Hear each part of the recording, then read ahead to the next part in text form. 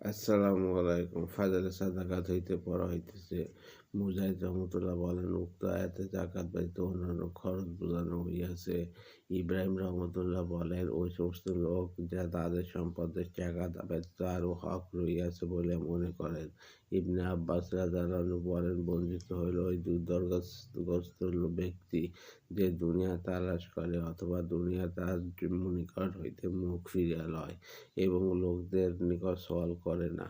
অন্য রিওয়ায়াতে ইবনে আব্বাস রাযিয়াল্লাহু হইতে বর্ণিত আছে, বঞ্চিত ওই ব্যক্তি যাহার বাইতুল মালে কোনো অংশ থাকে না। হযরত আয়েশা রাযিয়াল্লাহু আনহা বলেন, বঞ্চিত হইল ওই অভাবী ব্যক্তি যাহার আয় তার জন্য যথেষ্ট হয় না। আবু কেলাবা রহমতুল্লাহ বলেন, ইয়ামা এলাকায় এক ব্যক্তি ছিল। একবার বন্যা আসিল এবং তার সমস্ত ধন সম্পদ ভাসিয়া লইয়া গেল। এক সাহাবী রাযিয়াল্লাহু আনহু বলিলেন, এইরূপ ব্যক্তিকে বঞ্চিত বলা হয়, তার সাহায্য করা উচিত। আল্লাহ হাফেজ।